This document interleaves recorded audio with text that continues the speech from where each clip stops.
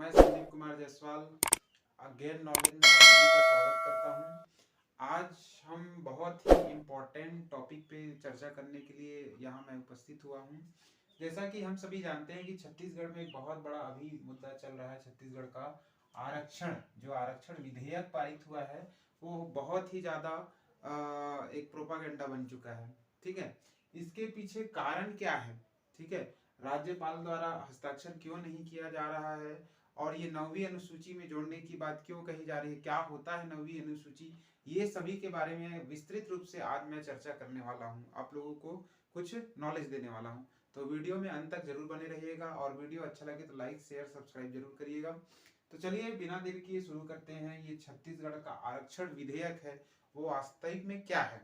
ठीक है, सबसे पहले ये समझते हैं कि हमारा संविधान जो है आरक्षण था 2012 में जो पारित हुआ था, उसमें 58% हमारे छत्तीसगढ़ में आरक्षण प्राप्त था, जिसे हाई कोर्ट ने हाल ही में निरस्त कर दिया। 58% को असंवैधानिक घोषित करके इसे क्या कर दिया गया, निरस्त कर दिया गया, क्योंकि संविधान में ये लिखा है किसी भी कीमत में 50% से अधिक आरक्षण नहीं होना चाहिए, जो कि 58% हो चुका था। इसी वजह से इसे जो है असंवैधानिक घोषित कर दिया गया हाई कोर्ट में। उसके बाद फिर क्या हुआ, सुप्रीम कोर्ट, राज्य सरकार जो है सुप्रीम कोर्ट पहुंच गया और वहां तत्काल सुनवाई करने से ही सुप्रीम कोर्ट ने तुरंत मना कर दिया। क्यों? सुप्रीम कोर्ट का स्टेटमेंट था कि ये जो 58% निरस्त हुआ है वो बहुत ही सोच विचार कर हाई कोर्ट ने ये निर्णय लिया है, इसीलिए सुप्रीम कोर्ट ने तत्काल सुनवाई करने से मना कर दिया। तो सुप्रीम कोर्ट का कहना था कि स्थानीय स्तर पर आप कानून बनाइए और उसके अनुसार से जो रुका हुआ भर्ती है उसे पूरा करिए। ठीक है, उसी के तहत संविधान अपना जो है विधानसभा का सत्र बुलाया गया, विशेष सत्र बुलाया गया और विशेष सत्र में 76% जो है 76% आरक्षण बिल जो है पास हो गया। ठीक है, विधानसभा से तो पास हो गया, पूर्ण बहुमत से सभी ने इसका समर्थन किया और 76% जो है ये पास हो गया। परंतु ये जो है राज्यपाल के पास गया और राज्यपाल ने इसे इसमें हस्ताक्षर करने से मना कर दिया। कारण क्या है? क्योंकि 76% उनका कहना यही था कि जब 58% पे हाई कोर्ट रोक लगा सकता है, असंवैधानिक घोषित कर सकता है, तो 76% पे भी कर सकता है। ठीक है, और बहुत सारे लोग ऐसे भी हैं जो ताक में बैठे हैं कि ये कब जो है राजपत्र में प्रकाशित हो और उसे लेकर तुरंत जो है हाई कोर्ट में पहुंच जाए और दोबारा से ये निरस्त हो जाए। और अगर ये दोबारा से निरस्त हुआ तो फिर सरकार लाचार हो जाएगा। ठीक है, जैसे पहले कंडीशन था वैसे ही कंडीशन फिर से हो जाएगा। इस स्थिति में क्या होगा? ठीक है, इसी वजह से राज्यपाल के द्वारा इसमें हस्ताक्षर नहीं किया जा रहा है कि अगर ऐसा होता है तब क्या होगा, तब क्या करेगा सरकार, उसके लिए कोई क्या सोच विचार करके रखा है कोई? तो इस प्रकार से राज्यपाल ने तत्काल हस्ताक्षर करने से मना कर दिया और एक कमेटी बनाया जो कि इससे बचने का उपाय ढूंढ रही है कि किस प्रकार से हम इससे बचा जा सके। और दूसरा बचने का एक तरीका है 9वीं अनुसूची। अब ये 9वीं अनुसूची क्या होता है इसको समझते हैं। कई बार 9वीं अनुसूची बार बार नाम आ रहा है कि हमारे विधानसभा द्वारा जो है 9वीं अनुसूची में जुड़वाने का, ठीक है, जो ये आरक्षण प्रस्ताव पारित हुआ है उसे 9वीं अनुसूची में जोड़ने का ये जो है संकल्प पारित किया विधानसभा द्वारा। परंतु ये 9वीं अनुसूची होता क्या है इसको हम समझते हैं। सबसे पहले तो ये भारत में प्रथम संविधान संशोधन 1951 में हुआ। जैसे ही हमारा संविधान लागू हुआ उसके कुछ साल बाद ही, ठीक है, पहला संविधान संशोधन तुरंत जो है 1951 में पहला संविधान संशोधन ये 9वीं अनुसूची के लिए ही करना पड़ा। जैसा कि हम सभी जानते हैं हमारे संविधान में 8 अनुसूची था, 8 अनुसूची था जिस समय संविधान बना था, उस समय 8 अनुसूची था। 9वां अनुसूची जोड़ा गया ये प्रथम संविधान संशोधन 1951 को। ठीक है, कारण क्या था ये 9वां अनुसूची को जोड़ने का? तो इसका कारण था भूमि सुधार संबंधी मामले के कारण। यानी जैसे ही भारत जो है संविधान बना उसके बाद जैसे ही गणतंत्र हुआ, फिर भूमि सुधार संबंधी प्रकरण, जो भूमि का स्वामित्व था उसके मामले में जो है उत्तर प्रदेश, बिहार, ये सब में सुधार किए जा रहे थे। ठीक है, जो जो कमियां था उसको सुधार किया जा रहा था। परंतु उच्च न्यायालय में बिहार में ये जो है मामला चला गया और वहां के हाई कोर्ट ने भूमि सुधार को निरस्त कर दिया। ठीक है, इसी से बचने के लिए उस समय जो है तत्कालीन प्रधानमंत्री थे पंडित जवाहरलाल नेहरू, उनके द्वारा 8 मई 1951 में, ठीक है, 8 मई 1951 को जो है बिल पास किया गया, बिल लाया गया संसद में, जो कि 9वीं अनुसूची कहलाया। ठीक है, 9वीं अनुसूची कहलाया।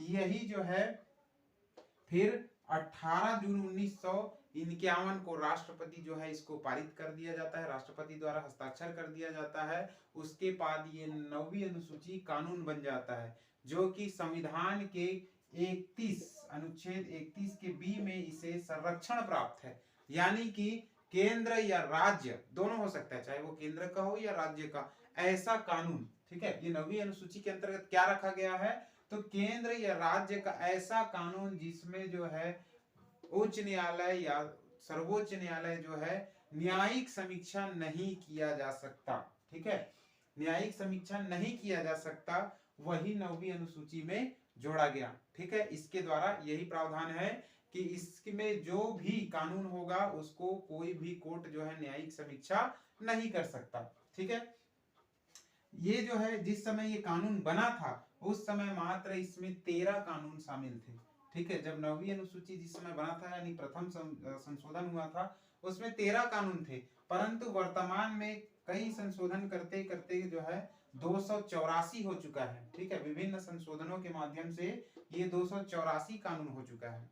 ठीक है, अब ये समझ में आ गया होगा कि ये 9वीं अनुसूची क्या है। ठीक है, अब आगे का रूपरेखा बताता हूं कि क्या हो सकता है। ठीक है, हमारे छत्तीसगढ़ में अगर राज्यपाल के द्वारा हस्ताक्षर नहीं किया जाएगा तब वो आगे क्या होगा, इसको अब समझते हैं। तो अब समझते हैं हम लोग जो है कि यदि राज्यपाल जो है हस्ताक्षर नहीं करता है तो वो उसके पास जो है एक वीटो पावर होता है। जैसा कि राष्ट्रपति के पास वीटो पावर होता है, ठीक उसी प्रकार से राज्यपाल के पास भी वीटो पावर होता है। वो साधारण विधेयक में होता क्या है, वीटो पावर का उपयोग कैसे किया जाता है, राज्य विधेयक को स्वीकृति प्रदान कर दे, विधेयक पर अपनी अस्वीकृति प्रदान करे, या फिर विधेयक को पुनर्विचार के लिए विधानमंडल के पास भेज सकता है। ठीक है, परंतु वहां से अगर विधेयक पारित हो जाता है दोबारा तो राज्यपाल को अपनी स्वीकृति देना ही पड़ता है, या फिर राज्यपाल कुछ परिस्थितियों में विधेयक को राष्ट्रपति के लिए सुरक्षित रख सकता है जब संविधान के उपबंधों के विरुद्ध हो, राज्य के नीति निर्देशक तत्वों के विरुद्ध हो, देश हित के विरुद्ध हो। तो यहाँ पे पहला टॉपिक है संविधान के उपबंधों के विरुद्ध। ठीक है, क्योंकि संविधान में पहले ही कहा गया है कि किसी भी कीमत में 50% से अधिक आरक्षण नहीं होना चाहिए। ठीक है, तो इस कंडीशन में राष्ट्रपति के लिए इसको सुरक्षित रखा जा सकता है राज्यपाल के द्वारा। फिर जब राज्यपाल जो है अगर राष्ट्रपति के पास जाता है तो वो राष्ट्रपति चाहे तो उसे वो भी अपने वीटो पावर का उपयोग करके अपने पास सुरक्षित रख सकता है। ठीक है, या तो फिर उसमें जो है कुछ वापस भेज सकता है राज्यपाल को, और विधानसभा को भेजने को बोल सकता है कि उसमें जो है कुछ जो है जो वो चाहता है, जो राज्यपाल चाहता है वो कुछ संशोधन करके भेजे। परंतु राज्यपाल अगर विधानसभा उसको जो है बिना संशोधन किए या संशोधन करके फिर से राज्यपाल के पास भेजता है तो राज्यपाल पुनः जो है राष्ट्रपति के पास उसे भेज सकता है। ठीक है, परंतु ये सारी प्रक्रिया में पूरा ये प्रक्रिया जब चलेगा, अगर ऐसा कंडीशन बनता है कि ये जो है राष्ट्रपति के पास अगर भेजा जाता है राज्यपाल के द्वारा, तो ऐसे कंडीशन में कुल मिला के ये हो जाएगा लगभग 8 से 9 महीने का समय निकल जाएगा। ठीक है, और 8 से 9 महीने का समय निकलेगा जैसे ही, उसके बाद हमको पता है कि 2023 में हमारे यहाँ चुनाव होना है और आचार संहिता लगते ही ये कानून पारित नहीं हो पाएगा, अधूरा रह जाएगा, लटक जाएगा। तो कुल मिला के कहीं ना कहीं हम युवाओं के साथ ये छलावा ही हो रहा है। अभी वर्तमान में मैं किसी पार्टी विशेष के बारे में नहीं बोल रहा हूँ, यहाँ केवल समझने के लिए बोल रहा हूँ कि राजनीति करने के लिए यहाँ पे 76% केवल आरक्षण का बात जो है विधानसभा से पारित किया गया, केवल राजनीतिक उद्देश्य से।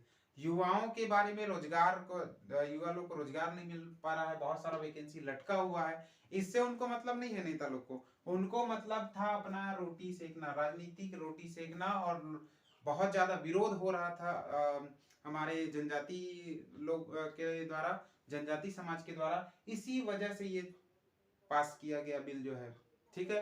परंतु अब ये जो है मामला लटक गया है। तो कुल मिला के ये है कि आने वाले समय में भर्ती हो पाना भी बहुत मुश्किल हो जाएगा, जो कि अभी हम देख रहे हैं। बहुत सारे युवा जो है इस ताक में बैठे हुए हैं कि कब ये आरक्षण बिल पास हो और कब हम जो है वैकेंसी डालें और हम जो है नियुक्ति पाए करके।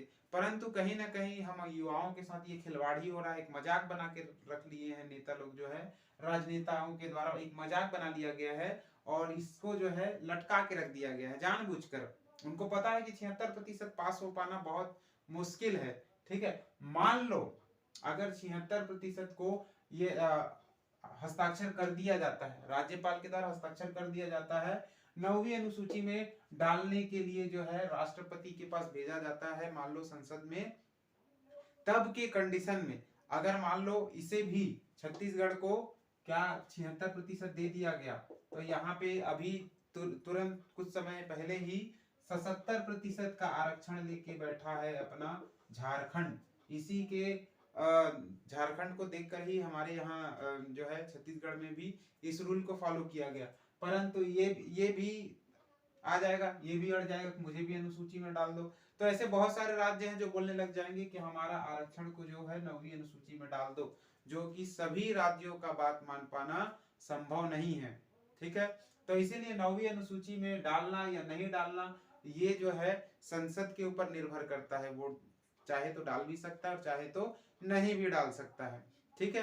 परंतु इसमें भी परंतु है, 9वीं अनुसूची जो है 1973 में केशवानंद बनाम, ठीक है, 1973 में केस आया था केशवानंद बनाम करके, उसमें जो है 9वीं अनुसूची में भी सुप्रीम कोर्ट द्वारा न्यायिक समीक्षा किया गया था, ये बात बोलकर कि ये जो है संविधान के मूल ढांचे को प्रभावी कर रहा है, ठीक है। यानी कि यहाँ पे हम ये भी कह सकते हैं कि मान लो अगर 9वीं अनुसूची में डाल भी दिया जाता है तो भी संविधान सुप्रीम कोर्ट जो है न्यायिक समीक्षा कर सकता है कि ये संविधान का मूल ढांचे को प्रभावित कर रहा है, ये बोल के। क्योंकि मूल ढांचे में, अर्थात मूल ढांचा क्या है, जो संविधान बना था जिस समय, उसमें जो मूल ढांचा था, ठीक है, उसमें परिवर्तन ना करना पड़े, ठीक है। जैसे कि 50% से अधिक ना हो, ऐसा कहा गया है। तो मूल ढांचा को प्रभावित कर रहा है ये बोल के सुप्रीम कोर्ट ये 9वीं अनुसूची में जो है उसमें भी न्यायिक समीक्षा कर सकता है। और ये केशवानंद बनाम 1973 में सुप्रीम कोर्ट ने स्पष्ट कहा है कि 9वीं अनुसूची में भी सुप्रीम कोर्ट चाहे तो न्यायिक समीक्षा कर सकता है। मतलब यहाँ पे आने के बाद भी हमारा ये 76% का रोस्टर जो है, 76% का आरक्षण सुरक्षित रहने वाला नहीं है, ठीक है। तो कुल मिला के यही हो रहा है कि युवाओं के साथ खिलवाड़ हो रहा है। युवा जो है बेरोजगार बैठे हैं और हाथ पे हाथ धरे बैठे हैं कि कब वैकेंसी आएगा, कब हम लोग डालेंगे। तो ये समझने का विषय है, ठीक है। अभी आने वाले समय में चुनाव होने वाला है, तो ये समझने का विषय है कि ये क्या हो रहा है हमारे साथ, ठीक है। ये 76% जो है कानून जो है पारित हुआ है, क्या ये लागू हो पाएगा, नहीं हो पाएगा, चुनाव आ जाएगा तब के कंडीशन में क्या होगा, ये सभी को सोचने वाला विषय है। मैं किसी एक राजनीति विशेष के बारे में नहीं बोल रहा हूँ, किसी राजनीतिक पार्टी से मैं बिलोंग नहीं करता हूँ, ठीक है। मैं ये समझने के लिए बता रहा हूँ कि हमारे छत्तीसगढ़ में क्या हो रहा है अभी के समय में और आने वाले समय में क्या हो सकता है। अगर चुनाव हुआ उसके बाद क्या होगा, ये तो खैर वक्त ही बताएगा कि क्या हो सकता है उसके बाद। परंतु क्या हम चुनाव आते तक हम हाथ पे हाथ धरे बैठे रहें, ये भी एक बहुत बड़ा सोचनीय विषय है, ठीक है। तो कुल मिला के यही है कि ये जो सारा मुद्दा अभी चल रहा है आरक्षण को लेकर, ये हम सब युवाओं के साथ खिलवाड़ ही हो रहा है। इसमें जो है ज्यादा राजनीतिक रोटी सेकने के लिए जो है 76% लागू तो कर दिया गया है, परंतु इसे संविधान में 9वीं अनुसूची में जोड़ना और इसे पारित करना बहुत ही पेचीदा कार्य है। तो उम्मीद है मैंने जो ये छत्तीसगढ़ का आरक्षण विधेयक के बारे में आप लोगों को समझाने का प्रयास किया होगा, अच्छे समझ में आया होगा। 9वीं अनुसूची क्या है और उसमें क्या सुप्रीम कोर्ट हस्तक्षेप कर सकता है, नहीं कर सकता है, कब से शुरू हुआ, कौन से संविधान संशोधन द्वारा हुआ, ये सारा मैंने आप लोगों को विस्तृत बता दिया है। उम्मीद है आप लोगों को अच्छे समझ में आ गया होगा। वीडियो अच्छा लगे तो लाइक शेयर सब्सक्राइब जरूर करें और कमेंट करना बिल्कुल ना भूलें। कमेंट करके बताएं कि वीडियो कैसा लगा, अच्छा लगा, नहीं लगा, जरूर बताएं। अंत में मैं सरकार से हाथ जोड़ के यही रिक्वेस्ट करना चाहूँगा कि कृपया करके आप जो है आरक्षण का ऐसा रोस्टर लेके आए जो कि हाई कोर्ट या सुप्रीम कोर्ट या न्यायालय के चक्कर में ना फंसे और असंवैधानिक घोषित ना हो, जिससे हमारे राज्य के युवा जो है उनको रोजगार मिल सके। ऐसा आप आरक्षण रोस्टर लेके आएंगे तो बहुत बहुत कृपा होगी, ऐसा मैं सरकार से निवेदन करता हूँ।